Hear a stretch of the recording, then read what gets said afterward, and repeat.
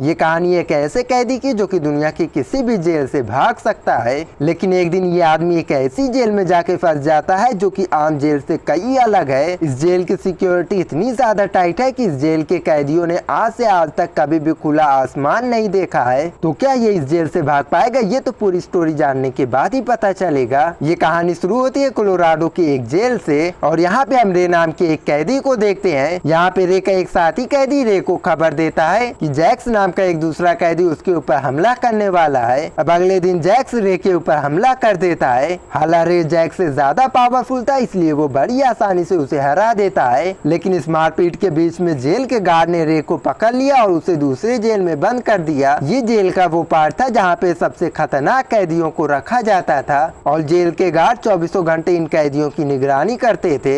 और रे को जिस कमरे में रखा गया था वो कमरा पूरी तरीके से पैक था और उस चैम्बर का दरवाजा भी पासवर्ड से खुलता था और रे इस चैम्बर से भागने की तैयारी करने लगा। इसी दौरान इसे ये भी पता चलता है कि जेल के ठीक नीचे जेल का गैराज है और वहाँ पे आग बुझाने वाली एक गाड़ी खड़ी हुई है। रे कई दिनों तक इसी कमरे में बंद रहा और इसी दौरान उसने गार्ड के डेली रूटीन को काफी बारीकी से नोटिस किया। उसने ये नोटिस किया कि गार्ड सिगरेट पीने के लिए जेल की छत पे जाते हैं और उन्हें वापिस आने में पूरे 7 मिनट लगते हैं और रे ने फैसला किया कि वो 7 मिनटों में ही इस जेल से फरार हो जाएगा। और उसका अगला कदम था कि इस जेल के कमरे में लगे पासवर्ड को जानना और इसके लिए उसने खाने के साथ मिलने वाले दूध के पैकेट का इंतजार किया। उसने पैकेट से प्लास्टिक का एक टुकड़ा निकाल लिया और उसे पासवर्ड वाले कीपैड पे चिपका दिया और जल्दी उसे पासवर्ड के नंबर भी मिल जाते हैं और इन नंबरों को सही जगह पे अरेंज करना रे के लिए कोई बड़ी बात नहीं थी। एक दिन गार्ड जब सिगरेट पीने के लिए छत पे जाते हैं तब रे उस कमरे से बाहर आता है और उसने बाहर बैठी अपनी टीम तक अपना मैसेज पहुंचा दिया। उसने कहा कि कल शाम 4 बजे तक वो जेल के बाहर आए और कैदियों का ध्यान भटकाए। अब प्लान के मुताबिक रे की टीम शाम 4 बजे तक जेल के बाहर पहुंची और वहां पे आते ही उन्होंने एक जोरदार धमाका कर दिया। धमाके के दौरान सभी का ध्यान इधर उधर बट गया। इस मौके का फायदा उठा के रे अपनी जेल से बाहर आया और वहां से सीधा जेल की गैराज तक पहुंच गया। इसके बाद जेल की आग बुझाने वाली गाड़ी बाहर आया और रे उसके नीचे लटक के जेल से फरार होने लगा। जेल के बाहर उसके साथी उसे लेने के लिए आए जिनका नाम था हर्ष और एबिगेल। हालांकि रे इस जेल से ज्यादा दूर नहीं भाग पाया और पुलिस ने उसे दोबारा से पकड़ लिया। और इसके बाद वहाँ पे लेस्टर नाम का एक आदमी आता है और वो पुलिस वालों से कहता है कि वो रे को छोड़ दे। इसके बाद रे और लेस्टर दोबारा से उसी जेल के वार्डन के पास जाते हैं। अब यहाँ पे हमें ये पता चलता है कि रे कोई अपराधी नहीं बल्कि एक बिजनेसमैन है। रे एक सिक्योरिटी कंपनी का मालिक है और उसका काम है जेल की सिक्योरिटी की जाँच करना। वो कैदी बन के जेल में दाखिल होता है और उस जेल से भागने की कोशिश करता है। वो जेल से भाग के जेल की कमियों का अंदाजा लगाता है और उन कमियों को दूर कर देता है। अगले दिन रे जब ऑफिस जाता है तब उसका बिजनेस पार्टनर लेस्टन उसे एक लेडी से मिलाता है। इस लेडी का नाम जेसिका था और ये एक CIA के लिए काम करती थी। जेसिका चाहती थी कि रे एक टॉप सीक्रेट जेल की सिक्योरिटी की जांच करे, लेकिन शर्त ये है कि उस जेल के बारे में उसके साथियों को कोई भी जानकारी नहीं दी जाएगी। हालांकि रे को इसमें कुछ ठीक नहीं लगता है, लेकिन लेस्टर की बात सुन के वो एक काम करने के लिए मान जाता है। इसके बाद रे को स्पेनिश नाम की एक आतंकवादी की पहचान दी जाती है और साथ ही उसके शरीर में एक GPS ट्रैकर भी इंसेक्ट किया जाता है और साथ ही उसे एक इमरजेंसी कोड भी बताया ताकि अगर वो उस जेल से नहीं भाग पाता है तो उस जेल के हेड को वो कोड बता के वो बाहर निकल पाए। अब रे का काम शुरू हो जाता है और जल्दी उसे कुछ लोग किडनैप कर लेते हैं। उन्होंने उसे बेहोश कर दिया और उसकी बॉडी से वो ट्रैकर भी निकाल लिया ताकि उसकी टीम को जेल की लोकेशन का पता ना चल पाए। अब कई घंटों बाद जब रे की आँख खुलती है तब वो खुद को एक शीशे के चेम्बर में कैद पाता है। उसके आसपास कई कैदी थे जो कि इसी चेम्बर में कैद थे। अब थोड़ी देर बाद रे की मुलाकात इस जेल के हेड से होती है और वो अपना नाम हॉबन बताता है। अब ये नाम सुन के रे को थोड़ी सी हैरानी होती है क्योंकि उसे बताया गया था कि इस जेल के हेड का नाम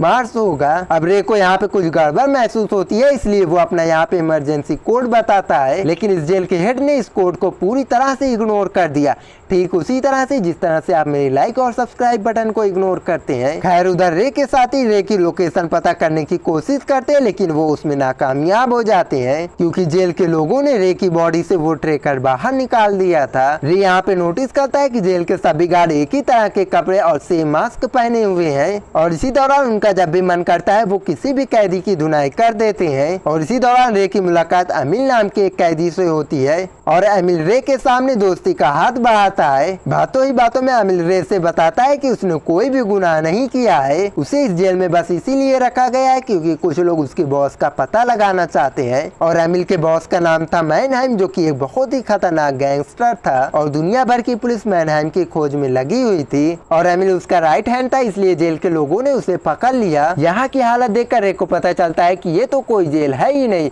ये बस एक टॉर्चर सेंटर है। यहाँ पे अमीर और पावरफुल लोग बस अपने दुश्मनों को टॉर्चर देने के लिए भेजते हैं। अब रे इस जेल के बारे में और भी ज्यादा जानना चाहता था, इसलिए वो अमीर के साथ लड़ने का झूठा नाटक करता है और इन दोनों को लड़ते हुए देखकर गाड़ी ने अलग करते हैं और इन्हें एक अलग चेम्बर में बंद कर देते हैं। और इस चेम्बर में तेज रोशनी का एक बल्ब लगा हुआ था जिसका टेम्परेचर इतना ज्यादा था कि कोई भी बर्दाश्त नहीं कर पा रहा था। इन जेल्स में कैमरास भी लगे हुए थे जिसमें से जेल का वार्डन इन्हें तड़पते हुए देख रहा था। जब इनकी सजा पूरी होती है तब एक डॉक्टर इनसे मिलने के लिए आता है, लेकिन जब डॉक्टर इनकी हालत देखता है तब उसे इनके ऊपर काफी ज्यादा तरस आता है। लेकिन जब रे ने डॉक्टर से जेल की लोकेशन के बारे में पूछा तब डॉक्टर ने उसे कुछ भी नहीं बताया। रे जब इस कमरे से बाहर आता है तब वो एमिल से बताता है जेल का फर्श एल्यूमिनियम से नहीं बल्कि स्टील से बना हुआ है और जेल के चारों कोनों पे नट बोल्ट्स लगे हुए हैं। यहाँ पे रे ने एमिल से एल्यूमिनियम का टुकड़ा लाने के लिए कहा ताकि वो नट को खोल सके। थोड़ी देर बाद जेल के वार्डन ने एमिल को अपने पास बुलाया और उसे उसके बॉस मैनहाइम के बारे में पूछने लगा, लेकिन हर बार की तरह अमिल ने उसे कुछ भी नहीं बताया और अपना मुंह बंद रखा। अब गुस्से में आके अमिल को उसने खूब मारा और उसे खूब टॉर्चर किया और इस दौरान अमिल एक मेटल का टुकड़ा चुराने में कामयाब हो जाता है। जब अमिल बाहर आता है तब वो रे से उसका प्लान पूछता है। रे ने अमिल से बताया कि जेल की बनावट को देखकर उसे ऐसा लग रहा है कि ये जेल जमीन के काफी अंदर है। रे का प्लान था कि वो नट बोल्ट खोल के सरफेस तक पहुंचने की कोशिश करे और अगर यहाँ पे इन्हें कोई भागने का रास्ता मिला तो ये लोग वहाँ से फरार हो जाएंगे। अब इन्हें उस टॉर्चर रूम में वापस जाना था, इसलिए ये लोग फिर से लड़ाई करना शुरू कर देते हैं। इनका ये प्लान काम कर जाता है और इन्हें उस चेम्बर में बंद कर दिया जाता है। यहाँ पे रे कैमरे से छुपकर उस फर्श के नट बोल्ट को खोलने लगा।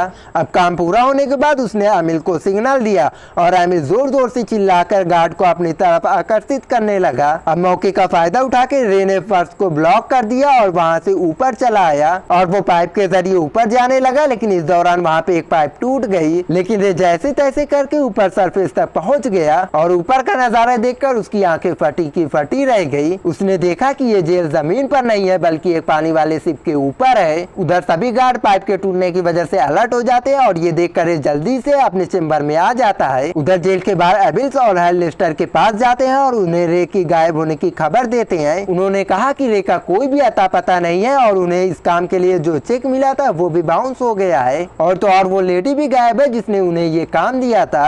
दोनों को तो ये यकीन था कि रे किसी बड़ी मुसीबत में है, लेकिन लेस्टन कहता है कि रे अपने इस काम में बहुत ही ज्यादा माहिर है और दुनिया की कोई भी जेल नहीं है ऐसी जो उसे रोक सकती है। अब उन दोनों के बाहर जाते ही वो उस वार्डन को कॉल करता है और उनसे कहता है कि रे को उस जेल से कभी भी बाहर मत आने देना। और अब हमें यहाँ पे ये पता चलता है कि लेस्टन ने जानबूझ के रे को उस जेल में कैद करवाया था ताकि वो इस कंपनी का अकेला मालिक बन सके। हालांकि दोनों हार नहीं मानते हैं, रे की तलाश में लगे रहते हैं। इस दौरान उन्हें ट्यूब नाम की एक इलीगल जेल के बारे में पता चलता है जहाँ पे पैसे वाले लोग अपने दुश्मनों को टॉर्चर करने के लिए भेज देते हैं। लेकिन ये जेल कहाँ पे है ये बात किसी को भी नहीं मालूम है। यहाँ पे रे और अमिल को ये पता लगाना था कि उनका सिर्फ दुनिया के किस कोने में है। अगले दिन रे जेल के डॉक्टर से मिलता है और उससे जेल की लोकेशन के बारे में पूछता है, लेकिन डॉक्टर इस बार भी उसे कुछ भी नहीं बताता है। यहाँ से जाते टाइम रे एक कार्डबोर्ड का टुकड़ा चुरा लेता है और उसकी मदद से वो एक सेक्शन नाम का डिवाइस बनाना चाहता है। सेक्शन एक ऐसा डिवाइस है जिसकी मदद से शिप में रहने वाले लोग अपनी लोकेशन का पता लगाते हैं। इस डिवाइस का यूज करने के लिए उन्हें शिप के सरफेस तक पहुंचना होगा और इस काम के लिए उन्होंने जावेद नाम के एक कैदी से मदद मांगी। थोड़ी देर बाद जावेद जेल के वार्डन से मिलता है और उसका जासूस बनने का झूठा वादा देता है और इसके बदले में वो खुले आसमान के नीचे नमाज पढ़ने की इजाजत मांगता है।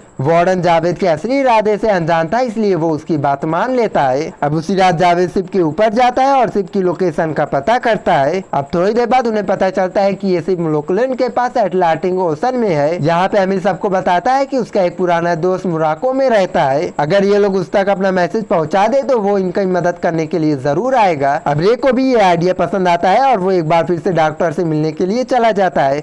अब डॉक्टर भी इनकी मदद करने के लिए तैयार हो जाता है और एमिल के दोस्त को ईमेल करके जेल की लोकेशन और भागने का टाइम बता दिया। अब आखिरकार वो दिन आ ही जाता है जब ये लोग उस जेल से आजाद होने वाले थे। इधर जावेद वार्डन के पास पहुंचता है और उन्हें झूठी खबर देता है कि आज कैंटीन में सभी के बीच एक खतरनाक फाइट होगी। अब ये सुन के वार्डन ने सभी गार्ड को जेल के कैंटीन में भेज दिया और जो सीढ़ियां शिप के ऊपर जाती थी वहाँ पे सिर्फ 2 गार्ड ही रह गए थे। इधर रे ने मौका पाते ही कैंटीन में सभी के बीच में फाइट चालू करवा दी और देखते ही देखते सभी कैदियों के बीच में फाइट चालू हो गई। अब इस भगदड़ का फायदा उठा के रे, आमिर और जावेद कैंटीन के बाहर आ जाते हैं और सीढ़ियों पे पहुंचने के बाद गार्ड को मार के उनकी बंदूक छीन लेते हैं और इन्होंने सीढ़ियां पकड़ के तेजी से ऊपर की तरफ बढ़ने लगते हैं। लेकिन बदकिस्मती से वार्डन ने इन्हें देख लिया और पूरे शिप पे लॉकडाउन लगवा दिया। इस वजह से पूरे शिप के दरवाजे बंद हो जाते हैं और ये लोग सरफेस तक नहीं पहुंच पाते हैं। अब इनके पास कोई दूसरा चारा नहीं था, इसलिए ये लोग दोबारा से नीचे आ जाते हैं। लेकिन इस दौरान अमिल के लोग भी शिप तक पहुंच जाते हैं, लेकिन इन तीनों का कोई भी अता पता नहीं होता है। लेकिन तभी शिप के गार्ड ने इन्हें भागते हुए देख लिया और शिप के अंदर ही जोरदार फायरिंग स्टार्ट हो गई। इस गोलीबारी में एक गोली जावेद को भी लग गई और वो बुरी तरह से घायल हो गया। अब रे एक और प्लान बनाता है। वो कहता है कि वो शिप के कंट्रोल रूम तक जाएगा और शिप की सारी बिजली को काट देगा, जिस वजह से शिप के दरवाजे एक बार फिर से खुल जाएंगे और ये लोग वापस भाग सकेंगे। उसने अमिल को जावेद का ध्यान रखने के लिए कहा और खुद कंट्रोल रूम तक पहुंच गया। अब जावेद की हालत बिगड़ती जा रही थी और उसे भी पता चल गया था कि उसकी जान नहीं बच पाएगी और इसलिए उसने अमिल को आगे जाने के लिए बोल दिया। अमिल ऐसा नहीं करना चाहता था, लेकिन फिर भी उसे जावेद को छोड़ के जाना पड़ा। इधर रे भी कंट्रोल रूम तक पहुंच गया और शिप की सारी लाइट को काट दिया, जिस वजह से दरवाजे दोबारा से खुल गए और अमिल सरफेस तक पहुंच गया। और तभी वहाँ पे गार्ड भी पहुंच गया और वो लोग अमिल के ऊपर गोलियां चलाने लगे, लेकिन अमिल भी डटा रहा और एक एक गार्ड को चुन चुन के मारा। इधर जावेद भी सभी गार्ड का अच्छे से मुकाबला करता है, लेकिन बदकिस्मती से वो बच नहीं पाता है। अब जावेद के मरने के बाद गार्ड रे की तलाश करने लगे और गार्ड से बचने के लिए रे ने खुद को एक पानी के टैंकर में छुपा लिया। लेकिन तभी शिप की बिजली वापस आ जाती है और उस टैंकर में पानी भरने लगता है। इधर वार्डन को भी ये बात पता चल जाती है कि रे पानी के टैंकर में छुपा हुआ है, लेकिन इससे पहले कि वार्डन कुछ कर पाता है, रे खुद को पानी के टैंकर से बाहर ढकेल देता है। ऊपर सरफेस पे भी गार्ड की संख्या काफी ज्यादा बढ़ जाती है, इसलिए अमिल को वहाँ से तुरंत ही निकलना पड़ता है। लेकिन तभी उसने रे को देखा जो कि पानी में डूब रहा था। उसने रे को बचाने के लिए वहाँ से रस्सी फेंकी और रे भी उस रस्सी वाली सीढ़ी पे लटक के ऊपर जाने लगा और रास्ते में आने वाले सभी गार्ड्स को मारने लगा और साथ ही इन्होंने उस पे रखे तेल के डब्बों को ब्लास्ट कर दिया, जिस धमाके में सभी गार्ड्स वहाँ पे मारे जाते हैं और ये दोनों बच के वहाँ से निकल जाते हैं। अब थोड़ी देर बाद ये दोनों समुद्र के किनारे पहुँचते हैं और तभी इन्हें लेने के लिए गाड़ी आती है और इस गाड़ी से कोई और नहीं बल्कि जैसिका ही निकलती है। अब जब रे जैसिका को देखता है तब वो पूरी तरह से हैरान हो जाता है। असल में ये वही लड़की थी जिसने रे को इस जेल की सिक्योरिटी चेक करने के लिए भेजा था। यहाँ पे खुलासा होता है जैसिका असल में एमिल की बेटी है और उसने रे को जेल में भेजा था ताकि वो उसके पिता को जेल से बाहर निकाल पाए। लेकिन इससे भी बड़ा ट्विस्ट तो ये है कि एमिल ही मेनहाइम है। जेल में सभी लोग उसे मेनहाइम का राइट हैंड समझते रहे, जबकि वो खुद ही मेनहाइम निकला। उसने अपनी पहचान छुपा के रखी थी ताकि वो अपने दुश्मनों से बचा रहे। यहाँ पे जैसिका ने रे को सारी सच्चाई बता दी कि कैसे लेस्टर कंपनी का मालिक बनना चाहता था। अब थोड़ी देर बाद रे अपने साथियों से मिलता है और उन्हें भी लेस्टन की सारी सच्चाई बता देता है। इधर जब लेस्टन को पता चलता है कि रे उस खतरनाक जेल से भी भाग निकला है, तब वो ये देश छोड़ के भागने का फैसला कर लेता है। वो अपनी कार में बैठता ही है, तभी हर्ष उसे बेहोश कर देता है। उसकी आंख जैसे ही खुलती है वो देखता है कि उसकी गाड़ी एक कंटेनर के अंदर है